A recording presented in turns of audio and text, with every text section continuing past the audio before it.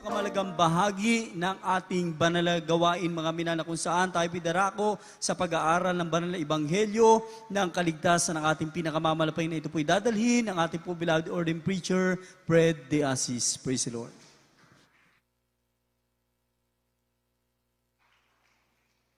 God bless you, beloved preacher, Beloved Albert. Tayo po'y nalangin na mahal. Hallelujah, hallelujah. Praise the Lord, hallelujah. Praise the Lord. Thank you, my dear Jesus. Salamat, mahal na Jesus. Sa matamis at banal na presensya, yung pinadamas, yung mga anak sa bagay ito. Maraming salamat, mahal na Pinoon, sa paglangis niyo po sa mga pag-awitan, sa mga patutuo, sa mga awitin ng Jesus Finest Generation Choir, mga tugtugan instrumentalist.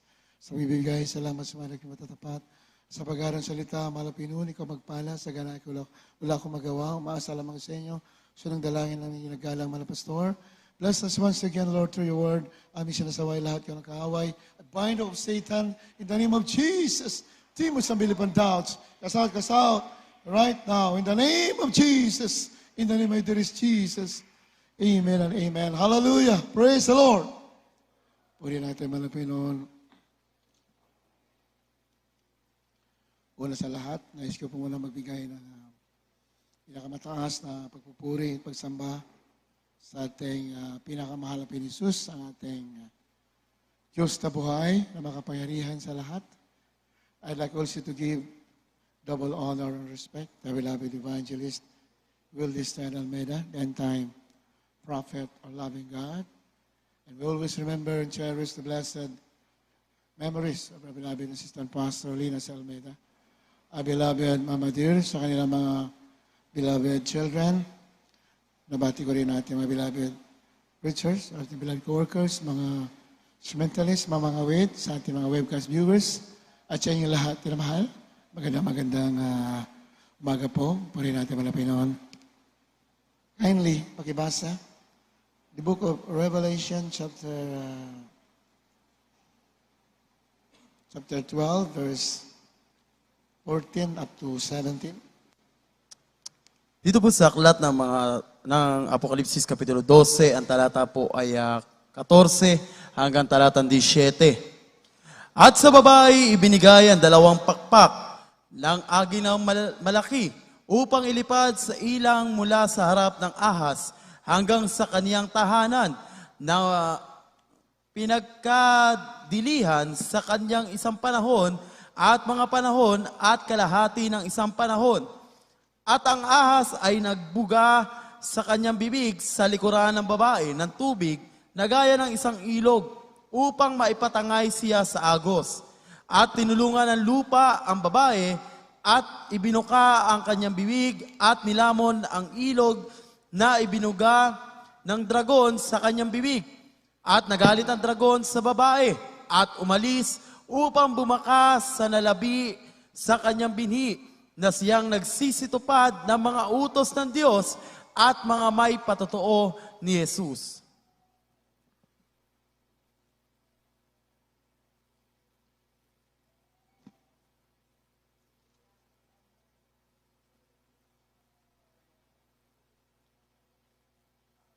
And to the woman were given 2 wings of a great eagle. Ayan. At sa babae, binigay ang 2 pakpak ng agilang malaki upang ilipad sa ilan mula sa harap ng ahas hanggang sa kaniyang tahanan na pinagkandilihan sa kaniyang isang panahon at mga panahon at kalahati ng panahon. So, sa English po, ang pagkasabi nito, 2 wings of a great eagle. So ito po ay metaphoric. Hindi po yan literal. Yan po ay metaphor na mamaya maintindihan natin ano ang kahulugan ng 2 bakpak. At ito po ay, ang tinutukoy po yan ng babae Israel. Hindi na po natin lahat isa-isahin kasi umagahin po tayo.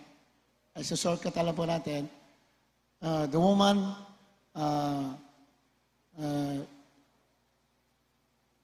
is Israel. Yan po itutukoy Israel. Yung tagpo na yan, minamahal, ay tapos na po dyan ang rapture. Kaya po natin pinag-aralan kasi yun po ng mga nangyayari na yan ay malapit na mangyari. Dahil sa mga nangyayari sa mundo ngayon, yung mga pangyayari na yan ay tapos ng rapture. Kaya natin binabanggit yan para alam natin na we are in the last days. Tayo po ay naghihintay na lamang ng pagdagit ng mga banal. Dahil yung pinag-aralan natin ay tapos na po ang rapture diyan. Israel po yan, kasi Israel ay lulusubin ng mga kaaway. Kaya yung binigyan siya ng 2 pakpak, ng agilang malaki, yung babae raw, is, the woman symbolizes Israel, at kasi gigirahin yung Israel. At that time, uusigin ang husto. At nagsisimula na nga ngayon. Amen ba, yun naman? Nagsisimula na ang Israel, ay ginigira na po yan. Pero bago po lumala yan, the rapture will take place. Malinaw po yan sa banal na kasulatan. So ano pong meaning ng 2 wings of great eagle? O diniligan sa 2 pakpak. Ano meaning po nun? Exodus chapter 19 verse 4. Exodus 19:4. Yan pong kahulugan ng 2 pakpak. Pakibasa. Exodus 19:4. Dito po sa aklat ng Exodo, kabanatang 19, talata 4, inyong nakita ang aking ginawa sa mga Ehipsyo at kung paano dinala ko kayo sa mga pakpak ng agila at kayo'y inilapit ko sa akin din. Yan po, yung Israel nung araw, nung galing sila sa Egypt, sila po ay alipin na mahal. They were persecuted. They were in bondage. Ganyan ang anak ng Diyos eh. Laging may pag-uusig na mahal. Binilanggo sila sa Egypt. Pero ano nasabi ng Panginoon? Inyong nakita ang aking ginawa sa mga Ehipsyo at kung paanong dinala ko kayo sa mga pakpak ng agila at kayo inilapit ko sa akin din. Ibig sabihin, niligtas sila. Mula sa Egypt, dinala sila sa lupang pangako para maglingkod sa Diyos, para magpatuloy gumawa sa kalooban natin malapit. Amen? So, 2 wings of great eagle meaning great deliverance. Pagliligtas ng Diyos. Yan ang meaning ng 2 pakpak ng agila. Pagliligtas ng Diyos. Kasi po yung Egypt, yung Israel mula sa Egypt, dinala sila doon kasi sila'y pinapahirapan, sila'y pinapatay doon sa Egypt, sila'y binibilanggo. Pero ang ginawa naman Pinoon, nilala sila ng 2 pakpak. Di ba? Dinala siya patungo sa lupang pangako. Ibig sabihin, niligtas sila. Great deliverance. Hindi basta-bastang pagliligtas. Wala silang pag-asa, ngunit niligtas sila ng Diyos. So, 2 wings of great eagle, meaning great deliverance. Matinding pagliligtas. Hanggang ngayon, ganyan ang ginagawa ng mga Pinoon. Kahit ano mangyari ngayon, nandyan po yung 2 pakpak na Malapinon. Kahit na magkagulang mundo, kahit na usigin ka, hindi ka pababayaan, ililigtas ka. Tayo ng ating mahal na Panginoon. Amen? So yun pang meaning, naman, nung 2 wings of great eagle. Ano sabi niyan? That he might fly into the wilderness, into her place, where she is nourished for a time and times and a half time, from the face of a serpent. Balik tayo doon sa Revelation 12:14. Yung babae ay niligtas ng Diyos, dinala sa wilderness, sa kanyang lugar, na siya'y kasi uusigin ng Israel, yun na mahal during the greatest tribulation. At tinutukoy po yun na isang panahon, mga panahon, at kalahati ng isang panahon. So, alam na po natin yan, meaning, kasi natin time, 1 year, times, 2 years, and a half. So, that is the greatest tribulation, 3 years and a half. Yung matinding kahirapan mayari sa mundo ay 3.5 years. Yan po yung mangyari. At halos wala na pong pag-asa ang mundo, minamahal. Pero ang Israel, ilalagay ng Diyos sa isang lugar. Yan, kasi doon sa ay iingatan, pakakainin, habang nagkakagulo ang mundo. Minamahal, yan po yan. Ganun na ganun ang mahal na pero natin. Kahit na magkagulo pa ang mundo, minamahal, iingatan at iingatan ang anak ng Diyos. Amen? And this is the safest place in the world. Pinakaligtas na lugar sa mundo, ang lugar mga Kristiyano. Yung church, kung saan nagkakatipon mga anak ng Diyos. Yan ang pinakaligtas na lugar. Amen? Meron mga ibang mga billionaire, nagtayo ng mga bunker, iba nagtatayo ng mga bahay sa mga kagubatan, naghukay, mga bunker, mga matitibay na muog, pinatay sila para sila ligtas daw sa gera sa Third World War. Because the greatest tribulation, one of the climaxes of the greatest tribulation is Third World War. Isa sa mga mangyayari na matindi sa matinding kapighatian after the rapture ay ikatlong digmaang pandaigdig. Ngunit, kaya nga yung mga billionaire, marami na silang bunker na ginawa, kumpleto sa mga pagkain for years. Meron silang mga ginawang may sarili silang mga generator, meron silang tubig sa ilalim, may hangin na silang ginawa, mga artificial, para sila makasurvive for how many years. Pero, in reality, hindi po sila makakasurvive. Pero mga ng Diyos, kahit wala kang bunker, pag nandito ka, ligtas ka. Amen? Ligtas na ligtas tayo. Kaya pinagpala tayo talaga, yun na mahal. Nothing to worry, nothing to fear about. Mabuhay ka na matuwid, mabuhay ka na sumusunod sa kalooban ng ating malapay. Ayan. Verse 15. And the serpent cast out of his mouth water as a flood after the woman. At ang ahas ay nagbuga ng kanyang bibig sa likuran ng babae ng tubig na gaya ng isang ilog. Sa English po ay flood, baha, upang maipatangay sa agos. So yung babae po, kanina sinagi natin kanina, Israel. Ahas po ay Diablo. Yan po yan. Yung ahas ay si Satan. At gagamitin ni Satanas yung the beast, yung Antichrist, yung hayop, para sirain ang Israel, o usigin ang Israel at that time, on that time, mahal, siya po ay magpapadala, ng baha. Cast out of his mouth water as a flood after the woman. So, water as a flood sa Biblia, pag sinabi sa Biblia, tubig na parang baha, most of the time, meaning yan ay persecution. Pag-uusig, matinding pag-uusig. So, ang Israel, yung pang mangyayari sa kanya at the greatest tribulation, he will be persecuted. Matinding pag-uusig. At kahit sa atin ngayon, we are the modern Israelites na pinili ng Diyos before the rapture, na mahal, and after the rapture, na mahal, and before the rapture, matindi rin pag-uusig mayayari dito sa mga Kristiyano. Yan po yun, yung baha tinutukoy, matinding pag-uusig.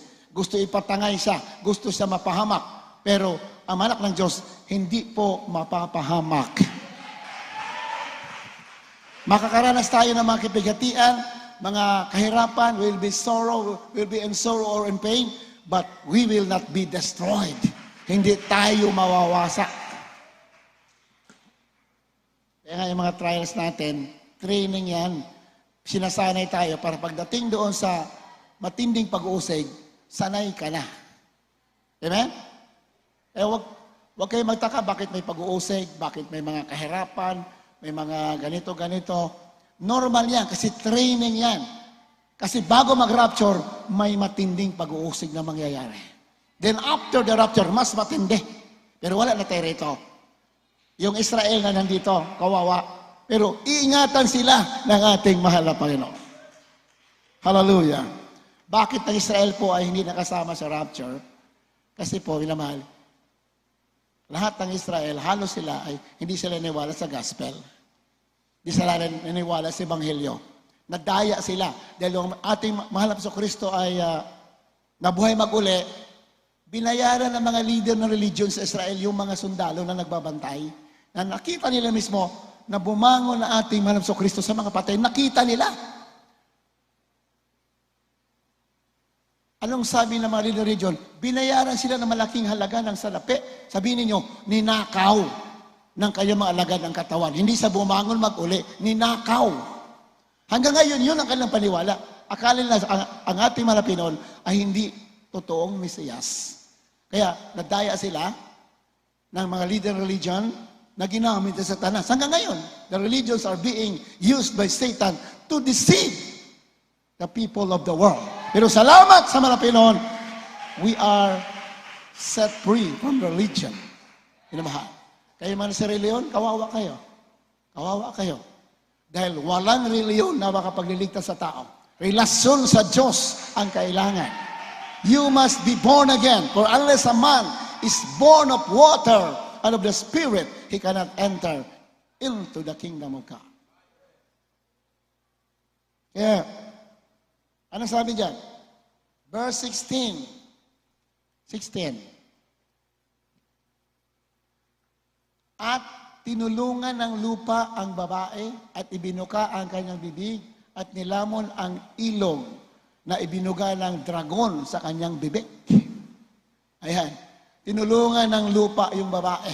Mamaya balikan natin kung may time. Mahal kung sino tinutukoy dyan na earth. Sino tinutukoy kasi tinulungan yung Israel. May tumulong sa Israel. Dahil sa kanyang matinding pag-uusig. Mahal, kung may time, may balikan natin ating, baka ma-point out natin sino talaga tutulong sa Israel. Kasi may Israel, may mga kaalyadong bansa yan. At ang pinaka-matinding kaalyadong Israel is US, Amerika. Namahal. Pero mamaya, kung may time, balikan natin yan. Namahal. Dito sa Revelation, pakibasa. The book of Revelation, Apocalypse 13, 1 hanggang 9. Basahin natin. Mahalaga ito, minamahal. Dito po sa aklat ng Apokalipsis Kapitulo 13, ang talatay 1 hanggang talatang 9. At siya'y tumayo sa buhangina ng dagat, at nakita ko ang isang hayop na umaahon sa dagat na may 10 sungay at 7 ulo, at sa kanilang mga sungay ay may 10 diadema, at sa kanyang mga ulo ay may pangalan na kapusungan. At ang hayop na aking nakita ay katulad ng isang leopardo, at ang kanyang mga paa ay gaya sa oso, at ang kanyang bibig ay gaya ng bibig ng leon, at ibinigay sa kanya ng dragon ang kanyang kapangyarihan at ang kanyang luklukan at dakilang kapamahalaan. At nakita ko ang isa sa kanyang mga ulo na waring sinugatan ng ikamamatay, at ang kanyang sugat na ikamamatay ay gumaling, at ang buong lupa'y nang gilala sa hayop, at sila'y nagagsisamba sa dragon, sapagkat ibinigay niya ang kanyang kapamahalaan sa hayop, at nangagsisamba sa hayop na nangagsasabi, sino ang kagaya ng hayop, at sinong makababakas sa kanya? At binigyan siya ng isang bibig na nagsasalita ng malaking bagay at mga kapusungan, at binigyan siya ng kapamahalaan upang magpatuloy na 42 buwan. At binuka niya ang kanyang bibig sa mga kapusungan laban sa Diyos, upang pusungin ang kanyang pangalan at ang kanyang tabernakulo, gayon din naman ang mga nananahan sa langit. At ipinagkaloob sa kanya na makipagbakas sa mga banal at pagtagumpayan sila, at binigyan siya ng kapamahalaan sa bawat angkan at bayan at wika ng bansa. At ang lahat na nangananahan sa lupa ay magsisamba sa kanya, na ang kani-kaniyang pangalan ay hindi nasusulat sa aklat ng buhay ng kordero na pinatay buhat ng itatag ang sanlibutan. Kung ang sino man ay may pakinig, ay makinig. Palakpakan natin, mga Panginoon. Hallelujah! Napakalaga nito, minamahal. The fulfillment of this prophecy are being fulfilled are being happened, or it is happening in our very eyes. Nakikita po natin yung katuparan ng mga hula ito. Ito po hinula thousands of years ago, or hundreds of years and thousands, almost 1,000 years. Hinula yan, pero yung hula na yan ay nangyayari ngayon sa ating kapanahunan. Amen? Ayan po, yung hayop po dyan ay nakita niya galing sa dagat. Now, alam na po natin yan, sino yung hayop, yun po yung Antichrist. Galing sa dagat. Sa Biblia kasi pag sinabing dagat, sumisimbolo sa mga tao. Karamihan ng mga tao. The Antichrist will come out from very populous area in the world. At alam naman natin, ano yung pinakamataong lugar sa mundo? Europe. Amen? Diyan daw manggagaling yung beast. Malinaw. Napakalinaw. So yun po, doon po nagsimula, doon po lalabas yung hayop from Europe. Hindi po natin isa-isa yan. At ang sabi sa verse 3, ang sabi yan, pakibilis paglipat. At nakita ko ang isa sa kanyang mga ulo na waring sinugatan ng ikamamatay at ang kanyang sugat na kamatay ay gumaling at ang buong lupay nanggigilala sa hayop. So, yung hayop ay during the Reformation, ito pong beast system, during the Reformation, sa history, Reformation, marami kasi nag-against Kaya nga mayroon tatawag na Protestantism. Amen? Itong pinakamalaking religion na nabuo sa buong mundo, kahit yung pinanganak ating mga Pilipino, nandyan na yung religion na yan. Ngayon mayroon lumaban dyan, mga nag-protest, kaya may mga protestant. Lumaban. Iyon po ibig sabihin, nasugatan yung beast system, yung sistema na religion ng sugatan. Muntik na sila mabumagsak. Nahati-hati na. Pero gumaling, yung mga nag-protest, naging kanya din. Siguro binayaran o anong tinakot kaya sumama rin sa beast system na yan, yung panampalataya na yan. Yun pang meaning yan naman. And mayroon pa yan ultimate fulfillment. Mayroon pa yan sa huling panahon, mayroon pa yan matinding katuparan. Yun yung partial na katuparan ng hula. May nag-protest sa itong sistema na religion sa mundo na pinakamalaki. Maraming lumaban, nag-protest, kaya may protestant. Kaya nasugatan siya, ibig sabihin. Ngunit gumaling. Yung mga nag-protest, dumami religion, pero eventually, yung mga religion ay naging kaisa rin nila. Kaya gumaling yung sugat. Yan ang meaning. So, yun naman. Then,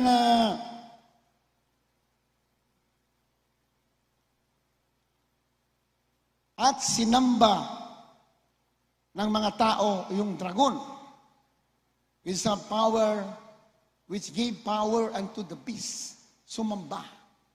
Nagsisamba mga tao. Ibig sabihin ng pagsamba sa Biblia, akala natin pagsamba yung lumuhod ka. Hindi po. Kung sino sinusunod mo, yun ang sinasamba mo. Sumunod ka sa patakaran. Itong business din ito, until now, meron sila mga patakaran na i-impose sa buong mundo. Pag sumunod ka dyan, you're worshiping the beast. Mamaya, mababasa natin yan. Kaya, maingat ang mga anak ng Diyos. Huwag ka basta maniwala.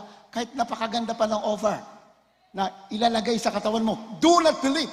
Because Satan is the master of deceit.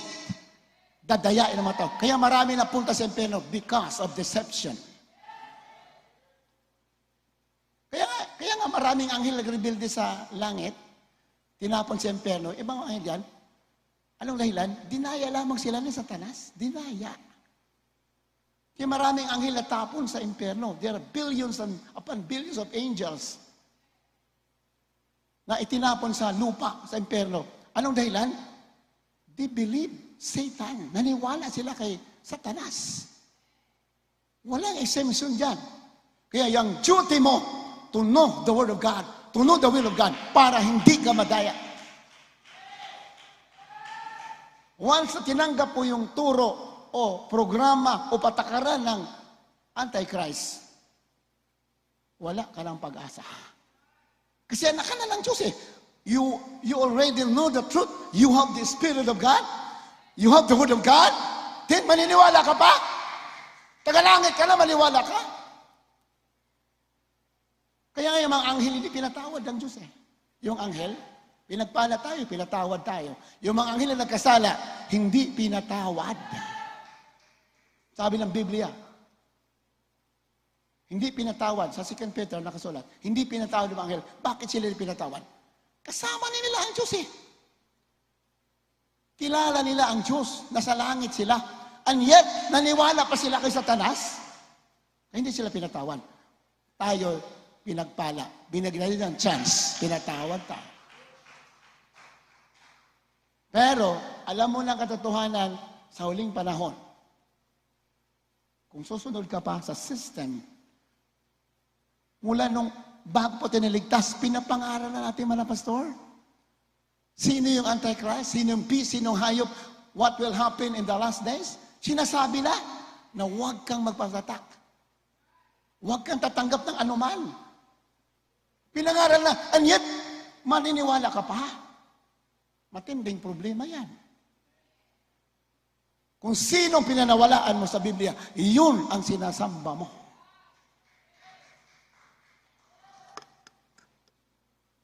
Kaya yan ang sabi niya. And they worship the dragon which gave power unto the beast. Kasi, pag naniwala ka sa Antichrist, sa beast, sinong sinamba mo? Yung si Satanas. Kasi siya nagbigay ng power sa Antichrist. Siya nagbigay ng authority, power, lahat. Binigay. Kaya pag naniwala ka sa kanya, naniwala ka kay Satanas. Ayan. At nakita ko ang isa. Ba't tumalik tayo? Verse 4. At sinamba nila ang dragon. Satanas sinutukoy. At sinamba nilang hayop at sinabi, who is like unto the beast, who is able to make war with him? Sino ang kagaya ng hayop at sinong makakabaka sa kanya? Tignan mo? Sino raw kagaya ng hayop? Ganyan ang mga hindi alam ang Word of God. Maniniwala, akala nila, bilib na bilib sila. Ito na ang tagapagligtas. Ito na ang... Pero hindi mo alam, demonyo pala yun. Nag-anyong tupa na lobo. Lobo pala yan. Nag-anyong tupa. Yung mga hindi alam Word of God, kawawa, you will believe a lie. Amen? Pero kayo, anak ng Diyos, pinagpala. Huwag ka matinag. Anong kinatayuan mo? Hawakan mo yan hanggang sa araw ng pagbabalik na malapit. Huwag ka matakot. Nagugutumin ka, tatakutin ka, kaganito, hulihin ka, kukulong ka. Huwag ka matakot. Buhay ang Diyos mo. Tao lang yan. Kahit sino pang tao sa mundo, walang pwedeng bumangga sa Diyos na pinaglilingkuran natin. Huwag ka matakot. Ang katakutan mo, kung mahulog ka sa kanyang kamay. Kaya, kahit nagigipitin ka pa, huwag mo ipagpalit ang kaligtasan mo. Huwag mo ipagpalit.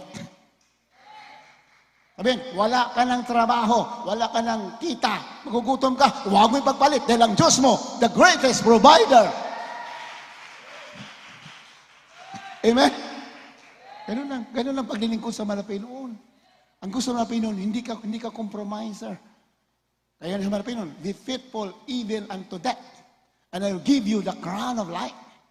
Sabi ng Malapinoon, maging tapat ka, kahit sa kamatayan, at bibigyan kita ng korona ng buhay. Kati kamatayan sa Malapinoon, huwag mo katakutan. Maging tapat ka. Gutom pa lang, takot ka na. How much mo kamatayan? Di ba? Kaya tinitraining tayo. Yung mga sufferings natin, training yan para sa huling panahon. Kasi isang araw, minamahal, matinding pag-uusig. Kung hindi mapigilan mangyayari sa mundo ngayon, hindi ka na makatravel. You cannot buy anymore. But your salvation is secure. Ayan, importante dyan. Ayan ang malaga. Inyo na ang lupa, lahat ng kayamanan, inyo na. amin naman ang langit. Hallelujah! Amen? Kasi ang kinilila they will control the economy, the politics, the religion, the military. They will control everything. Sige, inyo na lahat. Pero ang langit, amen. You're wise. Diba? Wise ang mga Kristiyano. Matalino ka. Huwag mo ipagpalit ang kaligtasan mo sa mga bagay na mga pansamantala. Lahat dito mawawala. Ngunit yung inihanda ng Diyos sa iyo, walang katapusan.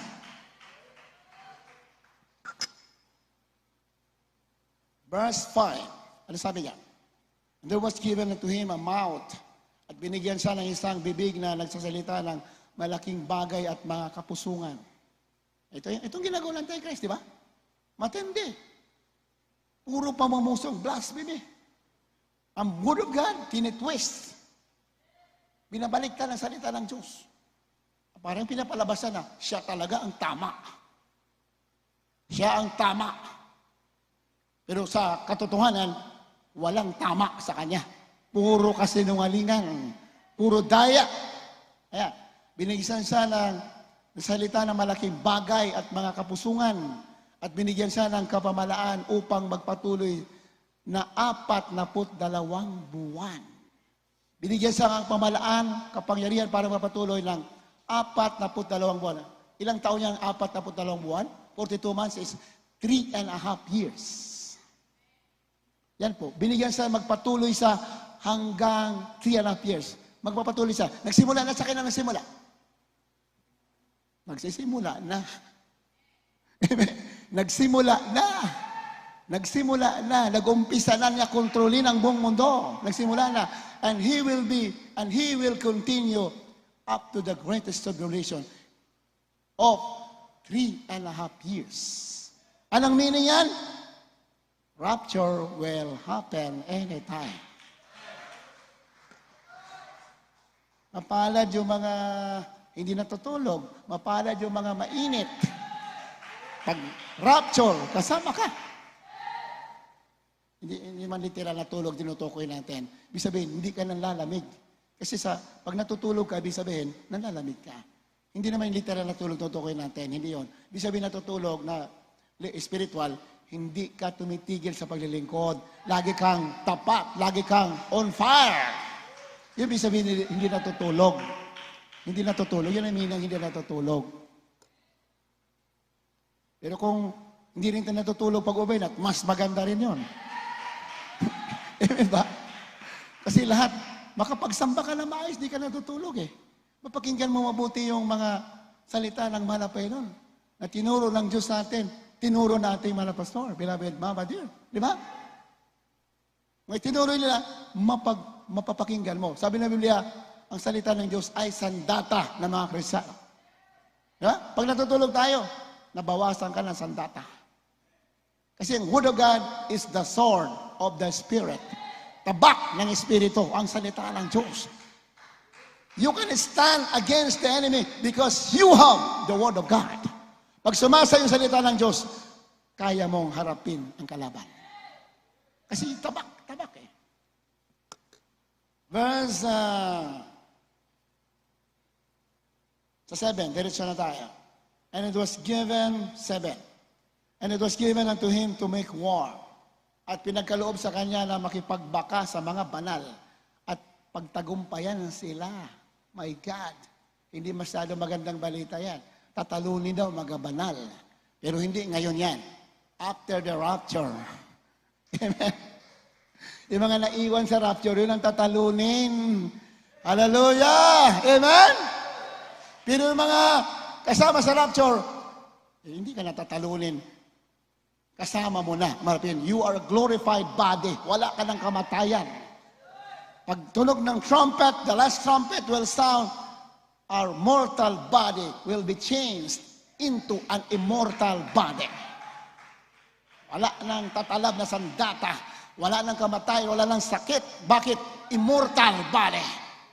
Papalitan yung ating katawan may kahinaan. Diba?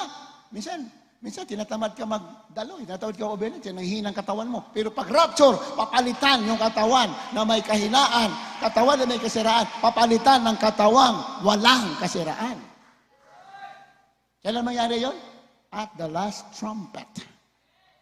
So, alam naman niyo ibig sabihin ng last trumpet, di ba? Huling mga mensahe before the rapture. O, alam naman ang mensahe. What are the messages before the rapture in the Bible? Magpakabanal ka, labanan mo ang sanlibutan. Yan po mga mensahe sa Biblia before the rapture. Pag sinunod mo yan, kasama ka sa rapture. Ibalik mo naman pag-ibig, overcome the world, overcome the flesh, overcome Satan, talunin mo ang kasalanan, talunin mo ang laman, talunin mo ang sanlibutan, ibalik mo ang kainitan mo, unang pag-ibig. Yan ang message. That is the last trumpet before the rapture will take place.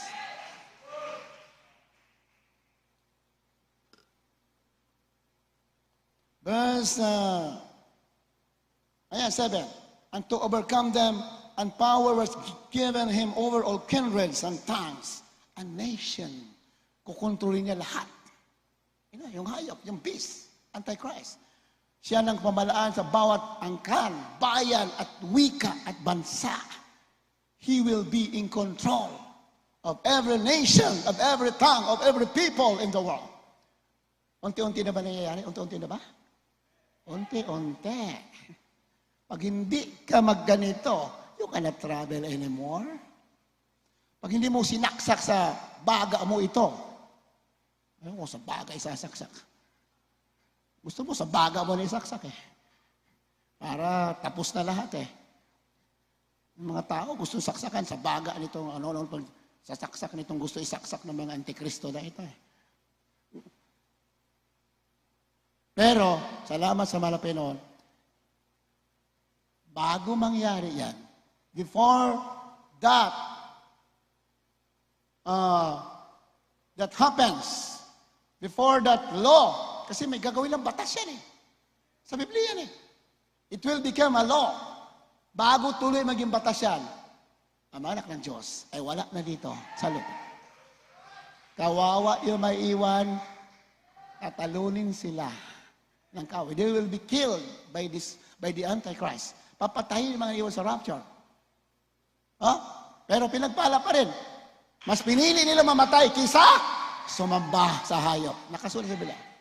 Pag naiwan ka, mas piliin mo pa, sabi ng pastor, mas piliin mo pa magpapugot kaysa magpatatak. Mas piliin mo pa hindi makapkain kaysa magpalagay. Alam mo na, ilalagay. Ang daming gusto ilagay ngayon eh. Di ba? Nagsisimula. Ngayon, unti-unti kasi yan eh. O na, medyo malambot mo na ako, bandang huli. Pag hindi ka susunod, you will be killed. You will be beheaded. Pubugutan ka pag ayaw mo. Simula na ba? Unti-unti, hindi binibigla.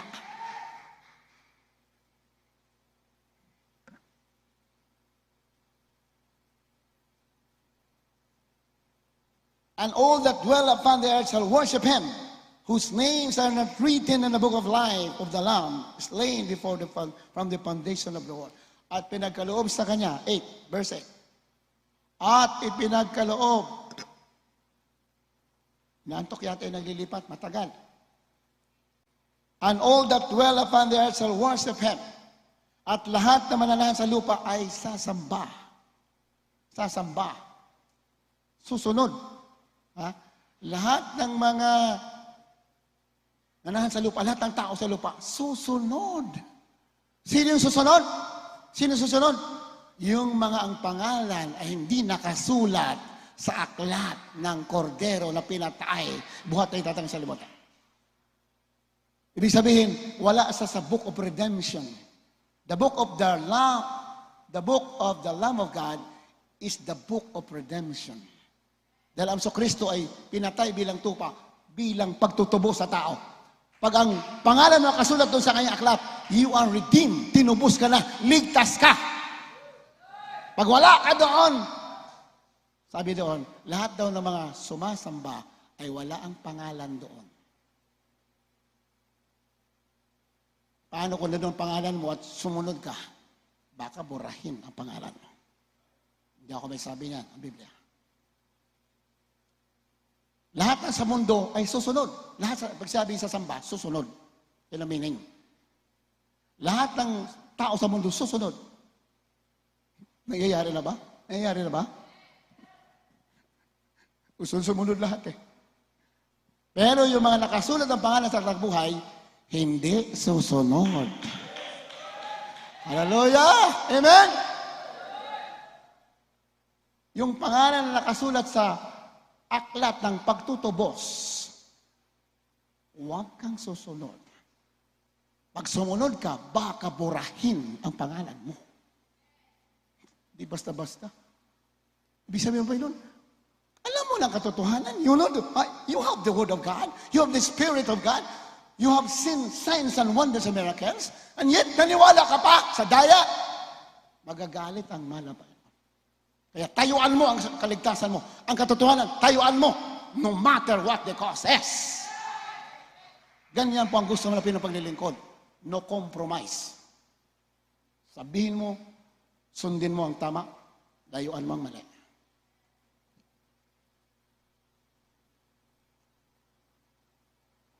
Verse 9, if any man have an ear, let him hear. Kung ang sino man ay may pakinig, ay makinig. Ibig sabihin, ang sino man may spiritual na pakinig, yun ang meaning. He that hath an spiritual eye, makinig ka. Ibig sabihin, spiritual na pakinig kailangan dito. Natural na pakikinig, baka hindi mo ma-absorb. You need to have spiritual ear. Dapat naintindihan mo spiritual eh. Amen? Basta praise the Lord. Hindi lang yung pinapakinggan, napakinggan. Pero pag nandyan na yung Antichrist, sige, sunod na tayo, baka dito makakain. Wala kang spiritual ear. Hindi mo napakinggan ang pangungusap ng spiritual eh. Pero pag napakinggan mo spiritual eh, walang makatakot sa'yo. Amen? Pwede natin malapino. Then Revelation chapter 13, verse 11. Ano sabi dyan? 11 up to tuloy-tuloy ang basa. Medyo mahaba ba kaunti na mahal? Medyo pakibilis lang. Dito po sa Apokalipsis Kapitulo 13, ang talata po ay 11 hanggang 18, minamahal. Ganito po pagkasulat. At nakita ko ang ibang hayop na umahon sa lupa at may dalawang sungay na katulad ng sa isang kordero at siya'y nagsasalitang gaya ng dragon. At kanyang isinasagawa ang buong kapamalaan ng unang hayop sa kanyang paningin. At pinasamba niya ang lupa at ang nangananahan dito sa unang hayop na gumaling ang sugat sa ikamamatay. At siya'y gumagawa ng mga dakilang tanda na anupat nakapagpapababa ng kahit apoy mula sa langit hanggang sa lupa sa paningin ng mga tao. At nadadayan niya ang mga nananahan sa lupa dahil sa mga tanda na sa kanya'y ipinagkaloob na magawa sa paningin ng hayop. Na sinasabi sa mga nananahan sa lupa na dapat silang gumawa ng isang larawan ng hayop na mayroon ng sugat, ng tabak at nabuhay. At siya'y pinagkalubang makapagbigay ng hininga sa larawan ng hayop upang ang larawan ng hayop ay mga pangusap at maipapatay naman ang lahat ng hindi sumamba sa larawan ng hayop. At ang lahat, maliliit at malalaki at mayayaman at mga duka at mga laya at mga alipin ay pinagbigyan ng isang tanda sa kanilang kanang kamay o sa noo at nang huwag makabili o makapagbili ang sinuman, kundi siyang mayroong tanda. Sa makatuwid ay ang pangalan ng hayop o bilang ng kaniyang pangalan. Dito'y may karunungan. Ang lahat ng pagkaunawa ay bilangin ang bilang ng hayop sapagkat siyang bilang ng isang tao at ang kaniyang bilang ay 666. Amen. Ayan, napakaganda nito, minamahal. Kanina, yung hayop, nakita ni Juan, galing sa dagat. Di ba? Kanina, kung natanda niyo, sa verse 1 at chapter 13. Ngayon naman, itong hayop, galing sa lupa. So magkaiba yung galing sa dagat, magkaiba yung galing sa lupa. Beast sa Biblia, pag sinabing beast, that is power, authority. Tao na makapangyarihan. Yan. O kaya bansa makapangyarihan. Yan ang meaning ng beast. Binabahan. Tao or nation that is very powerful. In fact, sa Biblia, ang mga tawag sa mga emperor ay beast noong araw. Ang tawag sila mga hayop, mga hari noong araw, mga emperor. Ang tawag sa Biblia ay mga beasts. Mga kapangyarihan, beast ang tawag sa Biblia. Diba? Nakita kong isang hayop galing sa lupa. At mayroon siyang 2 sungay, katulad ng kordero, at nagsasalita siya ng parang dragon. Sino yung tumulong sa Israel kanina nung siya inuusig ng Antichrist? Bumuka yung lupa. Di ba? So lupa yung tumulong. Amen? Praise the Lord! Ibig sabihin yung lupa, hindi literal na lupa. That is meaningful. So sa Biblia, malinaw yan, bansa po yung tumulong sa Israel. Nung siya'y usigin ng Antichrist, mayroon isang superpower nation na tutulong sa kanya. At ito po yung superpower na yan. Ayan po yan. 2 sungay na katulad ng isang kordero na siyang nasalita, 2 sungay. Katulad ng kordero, 2 sungay ng superpower nation na tumulong. Pero eventually, itong superpower nation will be allied. Eventually, sa bandang huli, ay maging kaalyado rin ng Antichrist. 2 sungay daw. Ibig sabihin ng isang sungay yan ay political and ecclesiastical. Kung kakalimutan niya, baka may nagtanisyon. Ang meaning ng sungay, 2 sungay ng superpower na bansa na yan ay political and ecclesiastical. He is in control almost all the politics in the world today. Kaya diktahan ang mundo ng bansa na ito. Yan po yan, political power. Ecclesiastical, pag sinabing ecclesiastical power, sungay na ecclesiastical, kabulol yung salita na yun, ha? Ibig sabihin yan, pag sinabing ecclesiastical, patungkol sa church, about religion, about tungkol sa paglilingkod sa mga Pinoy. 2 po kasi yung superpower na yan. May 2 po yung political power, and yes, also ecclesiastical power. Amen? Mayroon sa mga churches. Alam na po natin. Siya rin ay nagsasalita patungkol sa Diyos. Verse 12, and he exercised all the power of the first beast before him. Ayan. At kanyang isinagawa ang buong kapamalaan ng unang hayop na sa kanyang paningin. At pinasamba. At pinasasamba niya ang lupa at ang nananahan dito sa unang hayop na gumaling ang sugat na ikamamata. So, ultimately, eventually, this superpower nation that would help Israel, during his persecution, will become an implementer of the mark of the beast. Siya po mag-uutos sa buong mundo na sumamba lahat ng tao. Pag hindi ka susunod, you will be killed. Papatayin ka. Ganun po yan. Yan po yung tinutukoy. Pagdating sa 4:10, diretso natin basa. 4:10. At nadadaya niya ang mga nananahan sa lupa dahil sa mga tanda na kanya'y pinagkaloob na magawa sa paningin ng hayop at sinasabi sa mga nananahan sa lupa na dapat silang gumawa ng isang larawan ng hayop na mayroon ng sugat ng tabak at nabuhay. So, ito na po yung bansa, ito na po yung implementor, the superpower nation, implementor ng mark of the beast. Kailangan daw lahat ng tao ay gagawa ng anino ng hayop. Anino ng hayop. Verse 15, ano sabi niya? And he had power to give life. At siya ay pinagkaloobang makapagbigay ng hininga sa larawan ng hayop upang ang larawan ng hayop ay makapangusap at maipapatay naman ang lahat ng hindi sumasamba sa larawan ng hayop. Ayan, ha?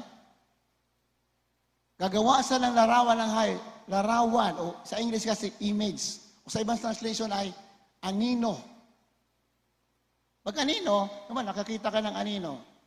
May naglalakad na anino ng tao.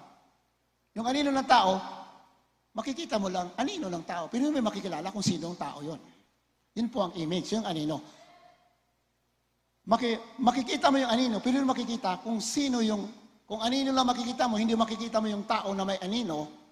Yung tao, hindi mo nakita, anino lang ng tao na yan, hindi mo makikilala kung sino yung tao.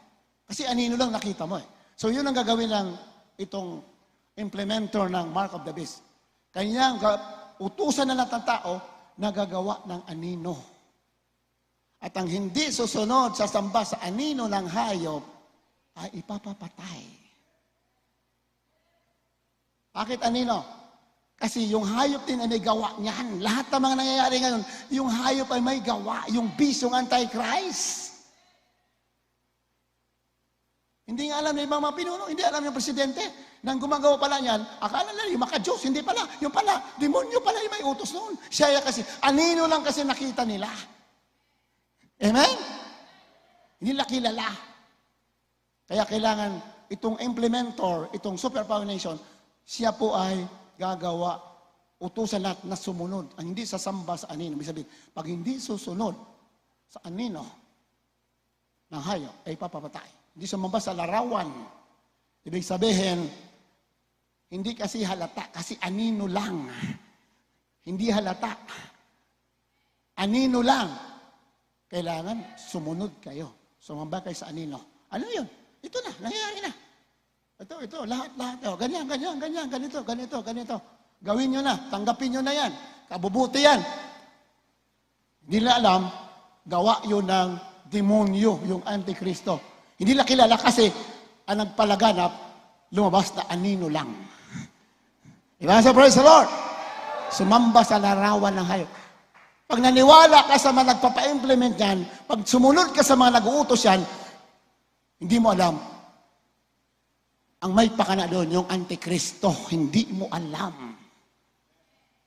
Huwag ka kahit, akala mo, lahat ng mga tao, lahat ng mga leader, dinaya ka sa buong mundo eh. Papasunod nila lahat yan. O ganito, hindi ka makakain, hindi ka makabili pag wala kang ganito, hindi ka na makatravel.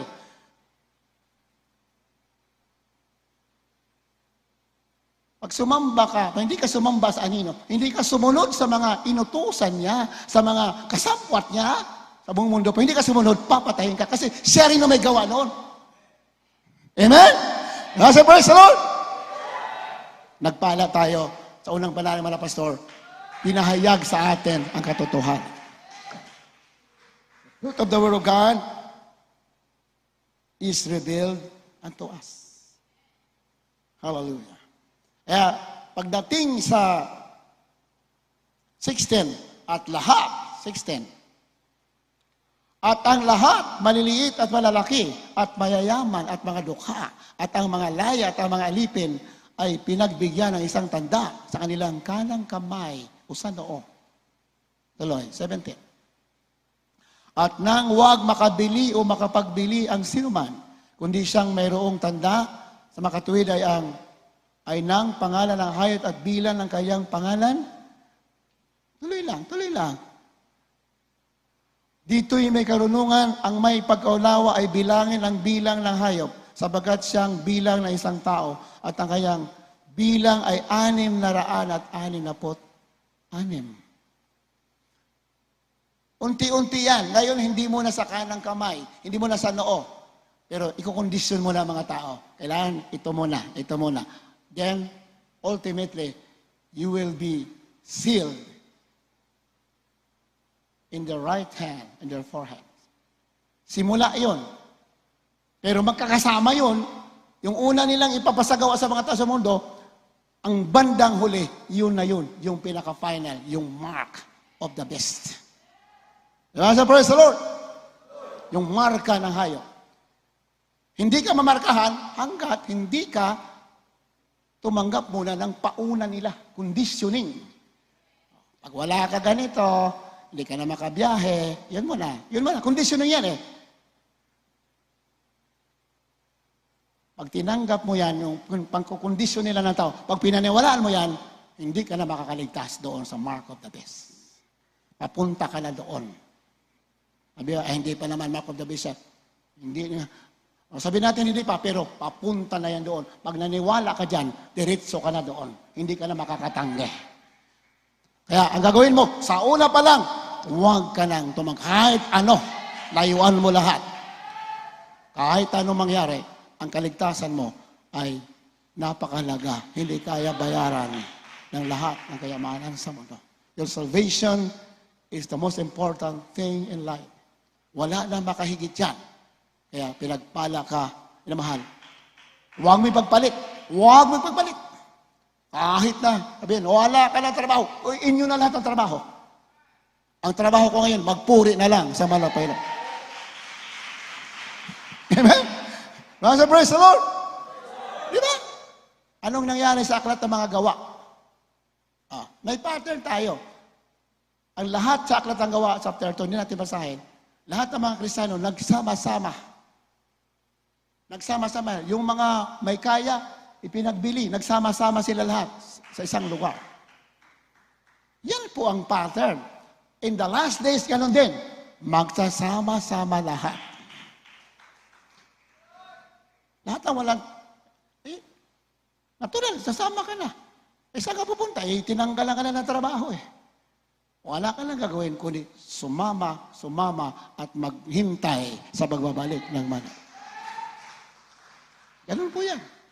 May pattern kasi sa Biblia. Hindi natin gawa yan. In fact, sinasabi na yan, mga pastor, noong araw. Isang araw, sabi ng Mama Del sa Bible study, gusto mong sumamba, hindi ka na makakasamba. Kaya, habang may panahon pa magsamba, samantalahin mo, magsamba ka na magsamba. Isang araw, babawalin na.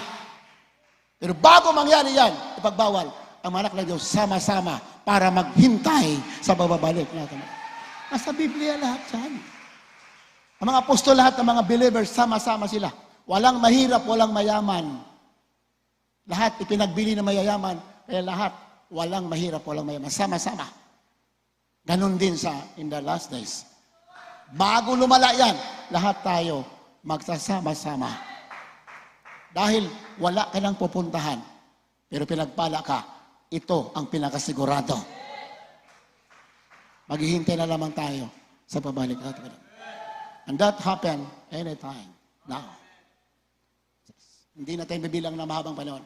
It will happen anytime. Once na ginawa na yung mandatory lahat, ginawa ng pilitan, that is the time that the Christians will gather together in one place para magpuri, magsamba, para maghintay sa pagdagit ng mga banal. Pwede mo naman doon tayo umawit isang puring awitan. Tayo dito mayor. Hallelujah. Pwede natin manapin Jesus.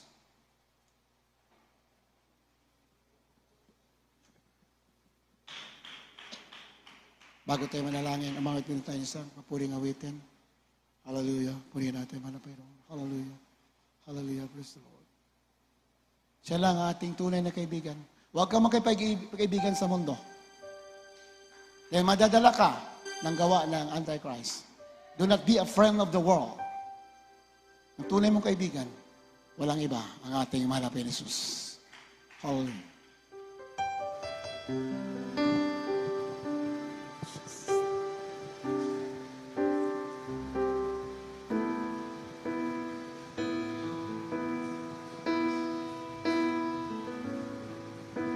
Ako'y nawala ng kay tagal. Inakala ko wala sa akin na nagmamahal. Nagkamali ako pagkat nandiyan ang pag-ibig mong tapat. Di na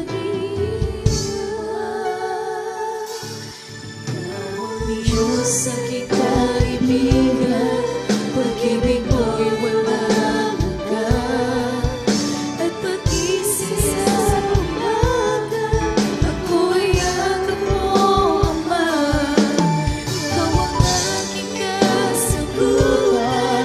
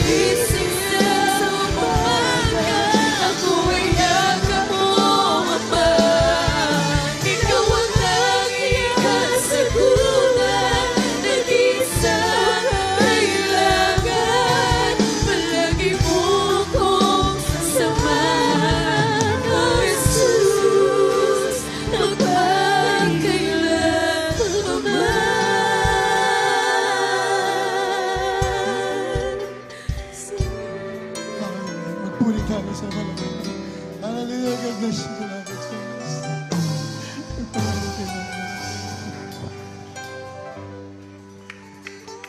Pinagpala tayo, minamahal.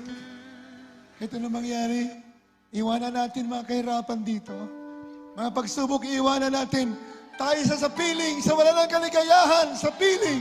Wala ng katapusan, kaligayahan, sa piling ng ating pinakamamahal na Panginoon Jesus.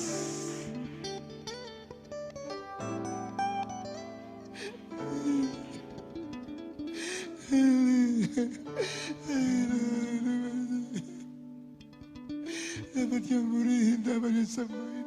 Ikaw lamang ang dapat sundin. Hindi kami dapat sumunod sa mga gawa ng sanlibutan na ito.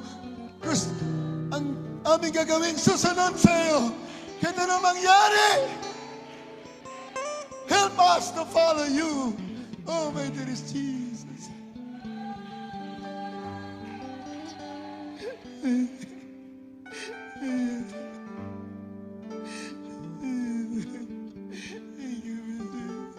Thank you for your goodness. Thank you for your faithfulness. You're so faithful. Oh, my Jesus. Hindi mo kailanman pababayaan ang mga nagtitiwala sa iyo. Hallelujah! Oh, my Jesus.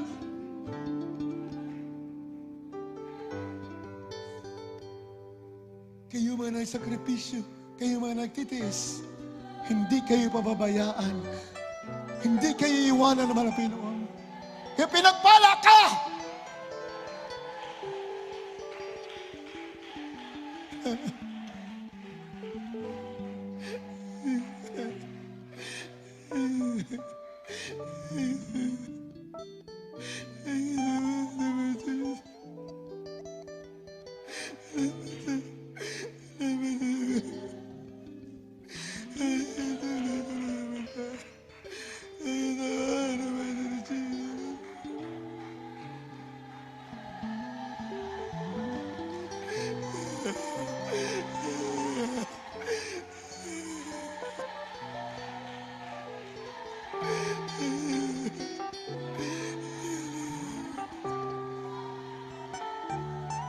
Pinagpalang ka. Baliwala mga kahirapan natin. Baliwala. Sa kalalatiyan na naghihintay. Sa piling na ating malapayran. The sufferings in this world are nothing to be compared to the glory in heaven. When we see our dear Jesus, we're going to be with Him forever and ever. Hallelujah! Thank you, Lord! Hallelujah! Thank you, my Jesus. Salamat, Lord! Salamat, Lord! Salamat, Lord! Hallelujah! Hallelujah! Praise the Lord! Hallelujah!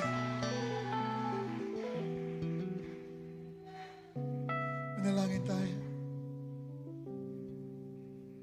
Napakabait nating mahal na Pinoon. Naintindihan ang ating mga dinadaanan. He understands our situation. He knows what we are going through today. Alam niya yan. Ngunit, mayroon na siyang inihanda sa mga nagpapatuloy. Alam niya na nahihirapan tayo. Nasasaktan tayo. May mga kahirapan na dadanan. Alam niya na lahat yan. Ang sinasabi nila, anak, tiisin mo lang yan. Dahil sa piling mo, pagkasama mo na ako sa piling ko, sa langit, lahat na yan ay makakalimutan mo na. Kaya manak ng Diyos, may kasamang pagtitiis talaga, pero ang inyong isipin, yung gantimpala na ibibigay sa'yo, sa atin lahat anak ng Diyos, tagapagmana ng buhay. Hanggang lahat nandito sa katotohanan, wala sa inyo mawawala. Lahat kayo ay kasama sa pagbabalik ng ating mahal na Panginoon. Tayong manalangin, minamahal. Ano man kailangan ninyo, napakabait mahal na Panginoon. Siya'y tumutugon ng panalangin. Hindi sa marunong tumanggi sa mga nagpupumilit. Ganyan sa kadakila. Kaya nga lahat ng tao sumasamba sa Kanya kasi napakabait niya. Basta nagpupumilit ka, hindi Kanya tatanggihan. Upo, mahal na Panginoon. Lahat may mga sakit sa umagang ito, kung magpagaling. ilagay mo kamay sa ulo, tapos ang dalawang kamay sa may problema. So nang dalangin namin ginagalang, Malapastor, Evangelist Will Estrada Almeida, then time prophet, our loving God. Pagpalain mo lahat ng may mga dumadaan ng mga kahirapan, ikaw maglutas. Mga may sakit o magpagaling. Sa pangalan ni Jesus, heal the sick and diseases, O Lord, in Jesus' name. Solve their problems in the name of Jesus. In the name of Jesus. In the name of Jesus. In the name of Jesus. Thank you, my Jesus. Thank you, my Jesus. Aming sinasaway. Lahat ng kaaway. Di mo nyo lang karamdaman, cancer, leukemia, diabetes, mga kahirapan. Di mo nyo lang COVID. Lumayas ka ngayon din sa anak ng Diyos. In Jesus' name, sickness, be healed. Be healed in Jesus' name. COVID gets out in the children of God. In the name of Jesus. In the name of Jesus. Be blessed. Be blessed. In Jesus' name. In Jesus' name. Hallelujah. Praise the Lord. Hallelujah. Praise the Lord. Thank you, my Jesus. Magpasalamat tayo. Lahat tayo. Thank you, my Jesus. Thank you, my Jesus. Thank you, Lord. Thank you, Lord. Salamat, Lord. Salamat, Lord. Salamat, Lord. Lahat ang naniniwala na pinagpala kita sa kamay. Tayo sumigaw. Mahina lang naman. 3 beses. Hallelujah. Praise the Lord. Hallelujah. Praise the Lord. Hallelujah. Praise the Lord. Hallelujah. Praise the Lord. Malapit na mahal. Baka po manatay sandali. God bless you so much. Meron po tayong special offering na mahal. Hindi naman po yung pilitan. Kasi may mga bagay po tayo na mga inaayos, inahanda. Kaya hindi po nawala yung special offer natin kasi meron tayong mga inahanda, mga bagay-bagay para sa kabubuti natin lahat. Lalo na we are in the last days. So mayroon tayong mga bagay-bagay na ihanda. Kaya na po tayo mayroon mga special offering. At hindi naman po ang mahal pa yun liko para kalimutan ang inyong mga mabubuting gawa. Lahat ng sakripisyo ninyo, lalo na yung pagbibigay ninyo, hindi po yan nakalimutan. At lahat po yan mayroong kapalit na gante. Beloved Brother Romy Villamor, tawagan natin sa ating special offering. Wala. Wala, Brother Romy. Ako na lang po manalangin ko. Nandito nito. Brother Romy Villamor. Tayo po yun. Nandiyan po yung mga offering cloth na mahal. Yung sila po may extra blessing. And our Lord Jesus Christ will bless you more and more. Mahal.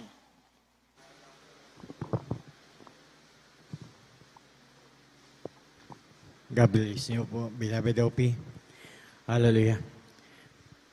Tayo po Opo, dakilang Diyos na makapangyarihan sa lahat, mahal Panginoon. Basbasan mo po, O Diyos, ang aming special offering, mahal Panginoon. At sa magkakaloob, mahal Panginoon, ibalik mo sa kanilang makalibong beses, mahal Panginoon. Ito ang aking samot dalangin sa unang panalangin ng aming beloved evangelist, Wildy Estrada Almeida. In Jesus' name, amen. Hallelujah.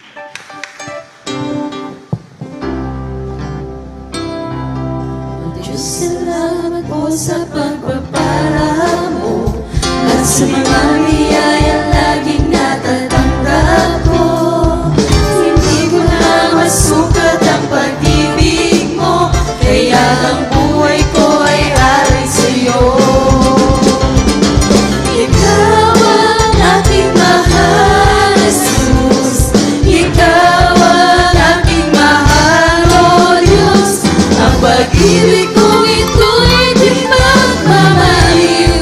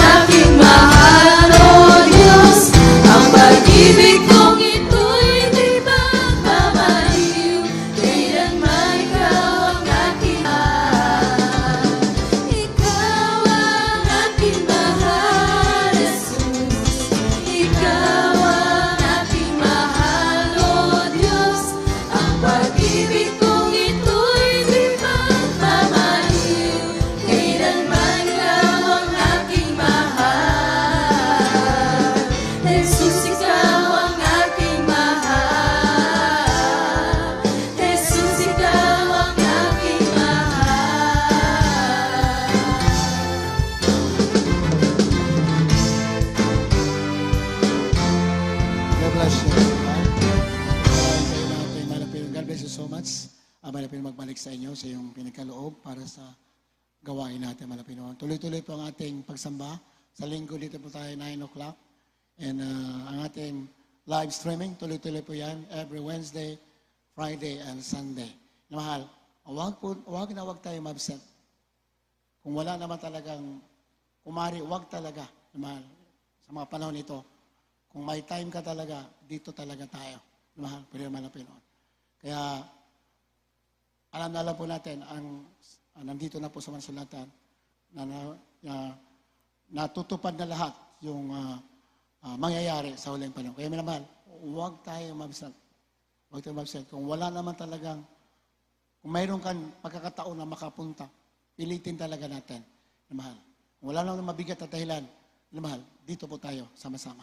Puri ang mga Pinoon, God bless you so much. Minamahal, pagpalain ka ng lubusan at mga Pinoon, tayo dumako na sa ating pansamantalang paghiwalay. Beloved Brother Isidro Capili, tawa natin. Tumayo na po tayo naman sa ating closing prayer. Puri natin mga Pinoon, Beloved Brother Isidro Capili. Wala? Ako na lang po manalangin. Opo, Malapin Jesus. Salamat, Malapin noon sa natapos naming panambahan sa gabing ito, sa aming overnight prayer. Salamat sa paglangis sa bawat bagay ng pagsamba. Kami pinagpala mo, pinadamo yung banang presensya, pinagaling ang mga karamdaman. Kung paano kami nakarating sa lugar nito, ganun din sa aming pag-uwi.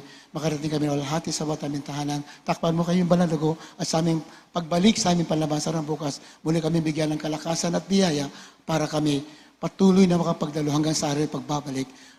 Pagpalain mo kami lahat, itong samot dalangin sa matamis na Panginoon Jesus. So, nang dalay man na pastor, in Jesus' name, hallelujah, praise the Lord, hallelujah, praise the Lord.